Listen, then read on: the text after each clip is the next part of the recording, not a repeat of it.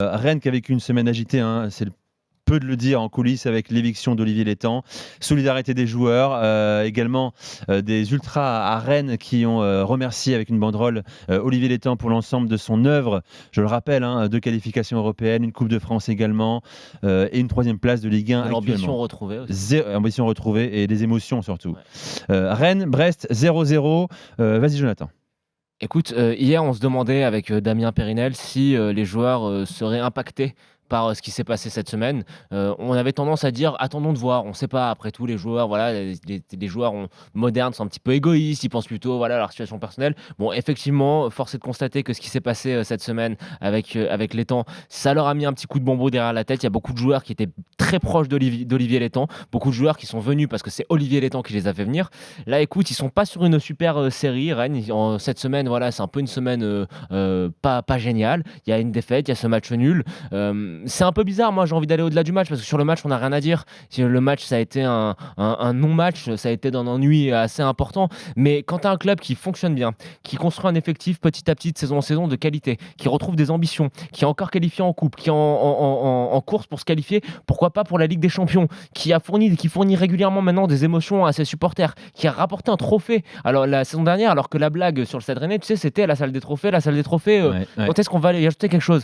Mais ça ressemble à du sabordage. Et moi, je redis ce que j'ai dit hier, parce que je pense que c'est important de le dire, c'est que la décision des propriétaires du club que de trancher dans un conflit, on va dire, conflit avec des guillemets, entre ton président, directeur sportif, parce qu'il faut bien le dire, hein, Olivier Létang, c'était lui qui faisait office de directeur sportif, Ouais. donc de trancher en faveur dans un conflit entre ton directeur sportif et ton entraîneur, de trancher pour ton entraîneur, je trouve que c'est très dangereux, parce que l'entraîneur, c'est quelqu'un qui est là sur du court terme, les entraîneurs, ce sont une monnaie d'échange qui sont sur des assez liquides, qui sont sur des sièges éjectables quand ça va pas, c'est les Bien premiers sûr. à sauter, alors que t'avais un mec qui était garant de l'avenir du club sur le moyen terme, et les premiers effets, peut-être que c'est un raccourci un peu simple, mais du moins ce match très ennuyeux du Stade Rennais, pour moi, c'est le symbole du n'importe quoi qui s'est passé cette semaine. Oui, c'est vrai. Bon, moi, j'ai suivi un peu votre débat hier, et c'est vrai que moi, je trouve que c'est catastrophique. C'est catastrophique déjà pour l'image de ce club qui était dans une ascension. Alors, on leur souhaite de continuer cette ascension, mais les joueurs, faut pas croire. Alors, j'entends dire à l'entraîneur, c'est le plus important dans un projet. Mais je suis pas du tout d'accord. Non, L'entraîneur, raison. ce n'est pas le plus important dans un projet. C'est une des composantes qui, bien sûr, est important parce qu'il est responsable de ce qui se passe la semaine à l'entraînement et bien sûr sur le terrain le week-end. C'est l'image un peu, on va dire, vraiment technico-tactique d'un club. Mais il Mais doit le être envoyé. président, C'est le président le plus mais le important. président, c'est lui qui est le plus important aujourd'hui dans le football moderne. Ça peut être un président ou un directeur sportif, Voilà. parce que Leonardo, aujourd'hui, c'est lui, par exemple, qui au Paris Oui, Saint-Germain oui. est le plus important, mais il a un peu cette casquette de directeur sportif président qu'avait aussi Létang.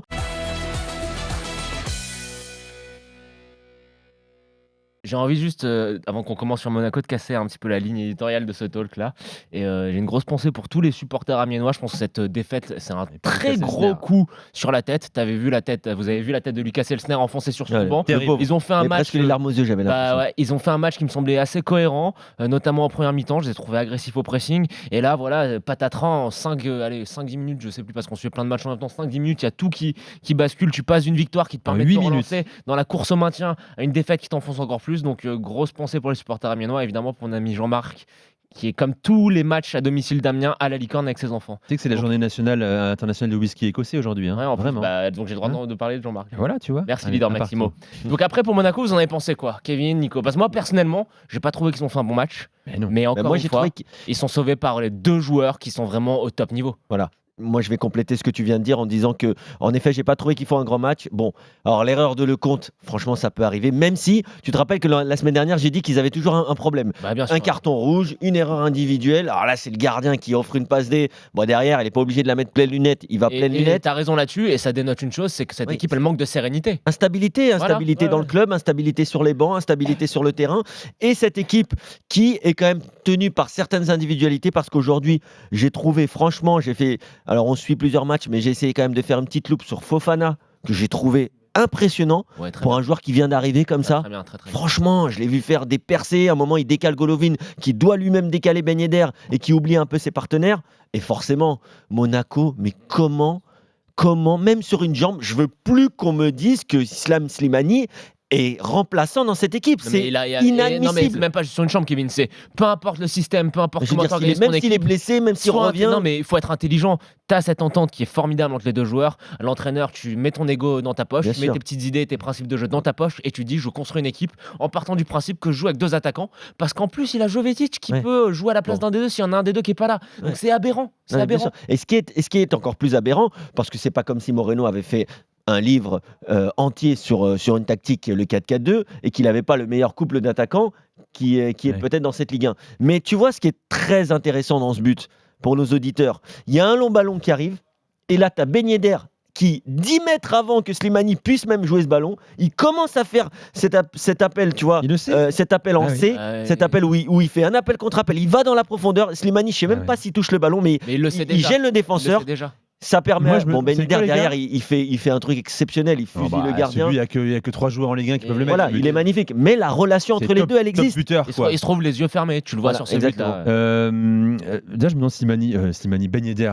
J'aimerais savoir s'il n'a pas un peu poussé quand même, s'il n'aurait pas pu pousser pour que Slimani revienne en tant que titulaire dans cette équipe monégasque. en tout cas, il a un vrai poids au club, hein. C'est le plus gros joueur du club, le plus gros salaire. Ouais, mais De toute façon, Il est international mais attends, français. mais ce qui est quand J'espère quand même que Wissam Ben Yedder écoutez, s'est permis de dire à ses coachs respectifs ou même à Moreno, attendez, Ouais. avec Après, ce mec-là, c'est de la c'est- bombe, quoi. On ce qui s'entend à est merveille. quand même bizarre, c'est qu'il commence quand même le match avec 2 attaquants.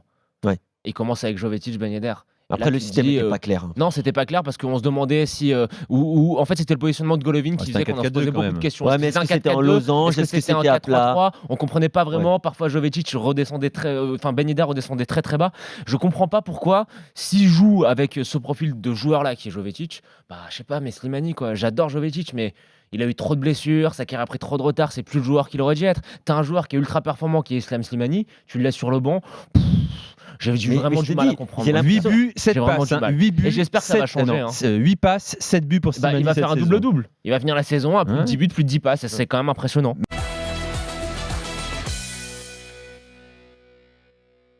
Il y a pénurie aujourd'hui. Il y a beaucoup de joueurs Ah, qui sont blessés. On peut les citer. oui, Dembélé. Dembélé, Comment on a un il- Fekir qui était au mondial, Lemar. qui n'est pas dans la forme de sa vie. Lemar, Thomas Lemar passe à côté encore Thauvin. une fois. Et il va faire un bout de saison. Non, mais il n'y a Et personne. puis Coman. comment il est fragile. Ouais. Donc oui, il y a une place pour Dimitri Payet. Alors vas-y. Tes Alors, 3 raisons, Jonathan. La première raison, c'est que pour moi, Dimitri Payet, quand il est à ce niveau-là, c'est-à-dire quand il est concentré, motivé, et qu'en plus, il associe les gestes à la parole, comme avant le match face à Lyon, il avait beaucoup ouvert et il a fait un match formidable. Pour moi, il a le niveau Ligue des Champions. C'est un joueur qui a le niveau Ligue des Champions Bien sûr. et qui a le niveau international et de loin, loin, loin. C'est un joueur qui a une putain de classe, pardonnez-moi d'être vulgaire, mais techniquement, il est largement au-dessus des autres. Et même quand je regarde les autres joueurs en équipe de France dont on parle de joueurs qui ont beaucoup de rapidité, beaucoup de vitesse, je suis désolé, Dimitri Payet, techniquement, il est au-dessus. La deuxième raison, c'est que je pense qu'il y a un vrai délit de sale gueule sur Dimitri Payet.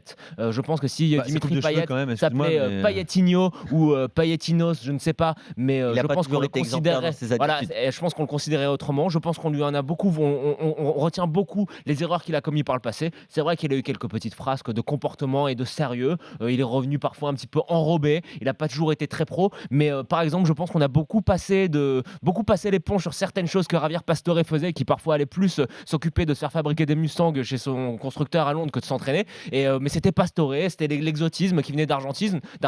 Et là, je suis désolé, Dimitri Payet, c'est un sur-Pastore quand il est à ce niveau-là. Ouais. Et la troisième raison, là, je vais rentrer dans des considérations et ça m'intéresse d'avoir ton avis, Kevin, parce que c'est des considérations plus tactiques par rapport au bleu.